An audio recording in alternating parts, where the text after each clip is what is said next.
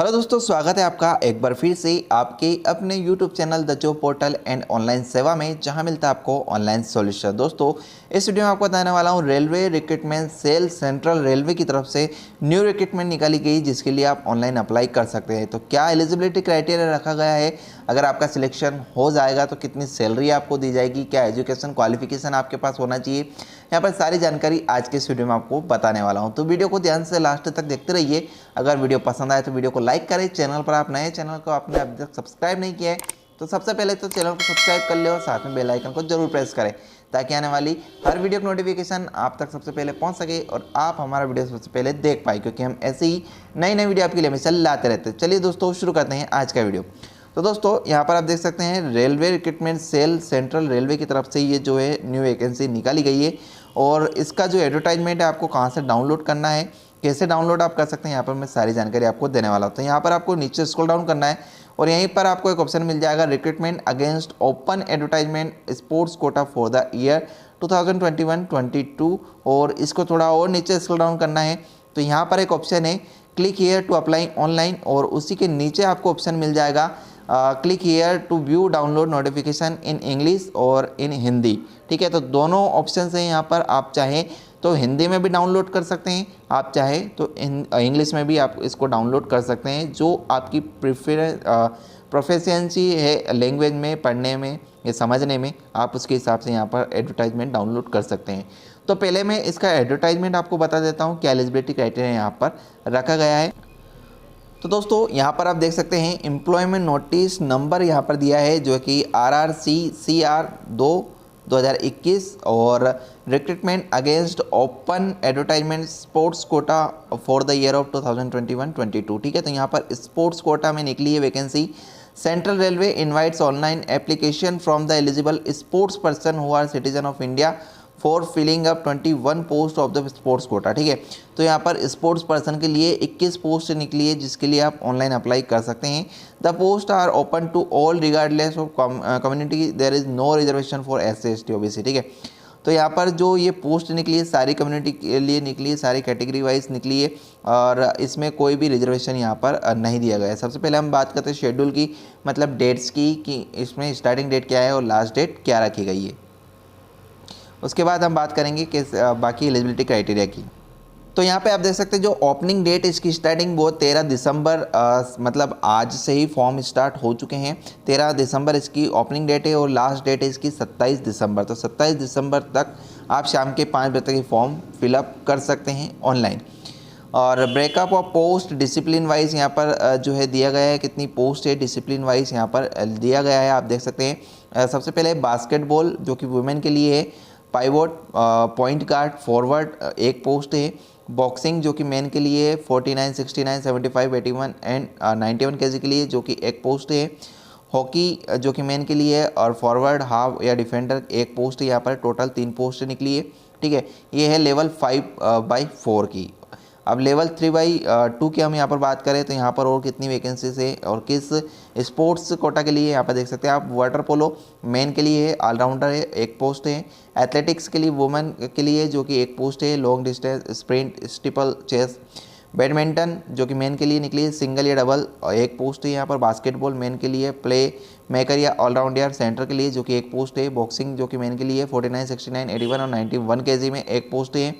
Cricket में भी यहाँ पर निकली है मेन के लिए, विकेट कीपर या बैट्समैन, ऑलराउंडर 3 पोस्ट यहाँ पर रखी गई क्रिकेट के लिए। अगर आप क्रिकेट वाले स्पोर्ट्स में आप ये फॉर्म भरना चाहते हैं तो आप भर सकते हैं। दूसरा यहाँ पर क्रिकेट वुमेन के लिए ऑलराउंडर, विकेट कीपर या बैट्समैन की यहाँ पर 2 वैकेंसी है। हॉकी वुमेन के लिए स्ट्राइकर, मिडफील्ड, बैक के लिए 1 वैकेंसी है। कबड्डी मेन यहाँ पर right raider, right corner, allrounder के लिए 1 पोस्ट है। कबड्डी वुमेन के लिए ऑलराउंडर या left turn, right corner, right turn के लिए 2 वैकेंसी है।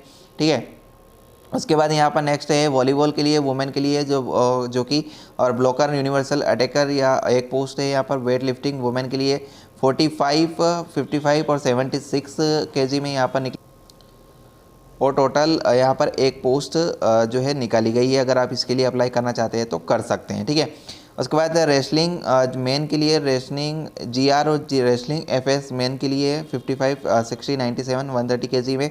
और 61, 65, 74, 97 केजी में एक पोस्ट है। टोटल 18 पोस्ट ये है और बाकी की 3 पोस्ट ऊपर है। टोटल 21 पोस्ट यहाँ पर निकली है, एक 5/4 में, एक 3/2 में।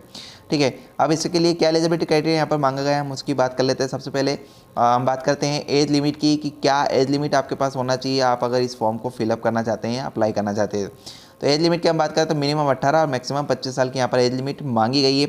उसके बाद हम बात करते हैं most important thing, education qualification की। ठीक है, तो अगर आप लेवल 5/4 के लिए अप्लाई करना चाहते हैं तो मिनिमम ग्रेजुएशन होना चाहिए आपका any faculty from a recognise university, किसी भी रिकॉग्नाइज यूनिवर्सिटी से ऑल इंडिया लेवल पर मिनिमम ग्रेजुएशन आपके पास होना चाहिए। अगर आप 3/2 के लिए अप्लाई करना चाहते हैं तो 12th आपका होना चाहिए और इट्स इक्विवेलेंट एग्जामिनेशन या फिर मेट्रिकुलेशन आपका होना चाहिए प्लस कंप्लीट एक्ट अप्रेंटिस आपका होना चाहिए, या फिर आप मेट्रिकुलेशन प्लस ITI होना चाहिए NCVT या SCVT से, तो भी आप अप्लाई करना चाहते हैं कर सकते हैं। उसके बाद यहाँ पे नोट करके दिया है diploma in engineering will not be considered as an alternately higher qualification. ठीक है, तो अगर आपके पास इंजीनियरिंग डिप्लोमा है तो यहाँ पर उसको जो है कंसिडर नहीं किया जाएगा। ठीक है, तो आप यह ना सोचें कि आपके पास डिप्लोमा इंजीनियरिंग है तो आप अप्लाई कर सकते हैं, नो। ठीक है, और उसके बाद यहाँ पर और भी नोट्स करके दिए हैं, person of appointed to the category of clerk cum typist. ठीक है, तो यहाँ पर should acquire typing proficiency test of 30 word per minute. ठीक है, तो यहाँ पर छोड़ो इसको। उसके बाद अगर आप लेवल 5/4 के लिए अप्लाई करना चाहते हैं तो क्या स्पोर्ट्स अचीवमेंट आपके पास होना चाहिए। यहाँ पर भी पूरी एक टेबल बनी हुई है, आप चाहें तो इसको प्रीफर कर सकते हैं। इसका जो एडवर्टाइजमेंट है डाउनलोड कर लें, मैंने आपको बता दिया कहाँ से डाउनलोड करना है और आप पढ़ लें। उसके बाद ये आप अप्लाई करें अगर आप एलिजिबल है तो।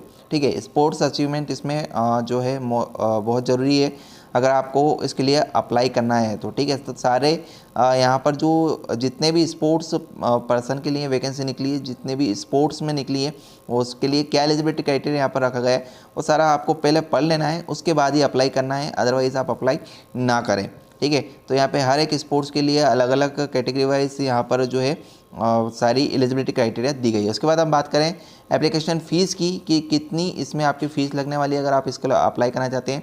तो for all candidate except those mention in sub para second below. ठीक है, अगर आप सब पैरा सेकंड जो कि नीचे दिया गया है उसमें आते हैं तो आपकी यहाँ पर कितनी फ़ीस लगेगी, अगर आप उस पैरा में नहीं आते हैं तो कितनी फ़ीस लगेगी, यहाँ पे आप देख सकते हैं।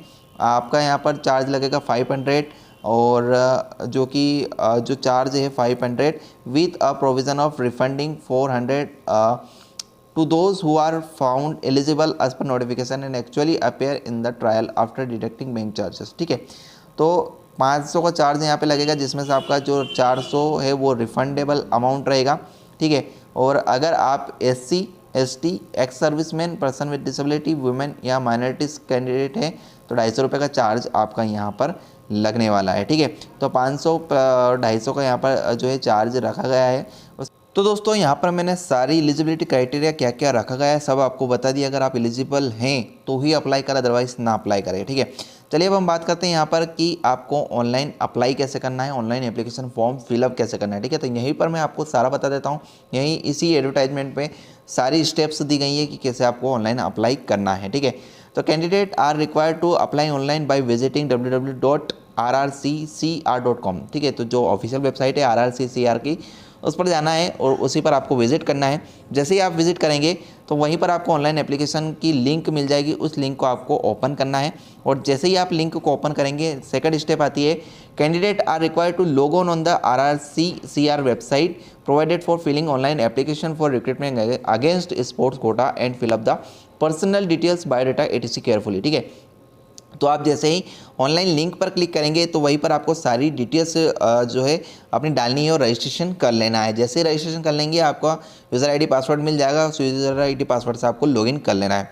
Candidate should be in possession of Aadhaar card, आपके पास आधार कार्ड होना चाहिए, 12 अंक का आधार नंबर आपके पास होना चाहिए। अगर आपके पास 12 अंक का आधार नंबर नहीं है तो आप इस फॉर्म को जो है अप्लाई नहीं कर पाएंगे। ठीक है, तो आधार कार्ड यहाँ पर मैंडेटरी है और अगर आपके पास आधार कार्ड नहीं है, आपने आधार कार्ड के लिए अप्लाई किया है तो 28 डिजिट का जो आधार इनरोलमेंट नंबर होता है वो इनरोलमेंट ID आप वहाँ पर डाल सकते हैं। ठीक है, उसके बाद candidate should ensure their name, father name, date of birth should exactly match as record in education qualifications and date of birth and sports certificate. ठीक है, तो आपको यहाँ पर अपना नाम, father name, date of birth वगैरह सब एग्जैक्टली ऐसे ही लिखना है जैसा आपके एजुकेशन क्वालिफिकेशन सर्टिफिकेट्स में दिया गया है। उसके बाद आप यहाँ पर देख सकते हैं candidate are advise to indicate their active mobile number and a valid email ID. ठीक है, तो आपको यहाँ पर एक एक्टिव मोबाइल नंबर और ईमेल आईडी की ज़रूरत पड़ेगी। वो मोबाइल नंबर और ईमेल आईडी पर आपके मैसेज भी आते हैं, एसएमएस भी आते हैं। Candidate trying to submit more than one application for a single discipline with different particulars like name, father name, community photo, educational and technical qualification etc. or with different email ID and mobile number are advised that all such application will be summarily rejected। ठीक है, तो एक ही application form आपको fill up करना है। अगर आप एक से ज़्यादा एप्लीकेशन फॉर्म फिलअप करने की कोशिश करेंगे तो आपके जो फॉर्म है सारे के सारे रिजेक्ट हो जाएंगे। During submission of online application registration number will be issued to each applicant. ठीक है, तो आपको एक रजिस्ट्रेशन नंबर मिलेगा प्रत्येक एप्लीकेंट को। Candidate are advise to preserve note their registration number for further stages of recruitment process correspondence with RRCR। ठीक है, तो यहाँ पर आपका जो रजिस्ट्रेशन नंबर मिले वो आपको संभाल कर रखना है।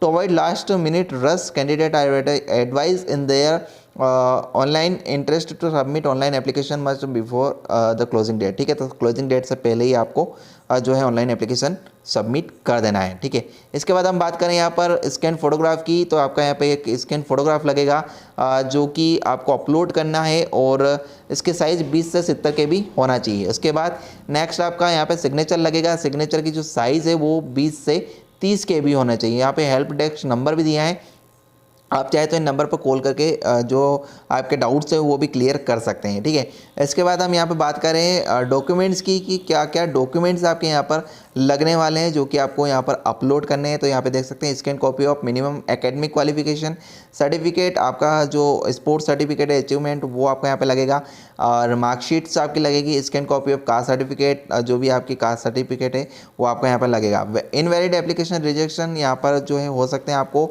सही यहाँ पर जो है एप्लीकेशन फॉर्म फिलअप करना है। ठीक है दोस्तों, तो यहाँ पर मैंने आपको सारी स्टेप्स बता दी और आप कैसे फॉर्म फिलअप आपको करना है वो भी मैंने आपको यहाँ पर बता दिया है। आई होप आपको वीडियो पसंद आया। अगर वीडियो पसंद आया तो वीडियो को लाइक जरूर कर देना और चैनल पर नए तो चैनल को सब्सक्राइब जरूर कर लेना, क्योंकि हम ऐसे ही नए नए वीडियो आपके लिए हमेशा लाते रहते हैं। तो दोस्तों मिलते हैं हम आपसे फिर एक नए वीडियो में, तब तक के लिए जय हिंद जय भारत।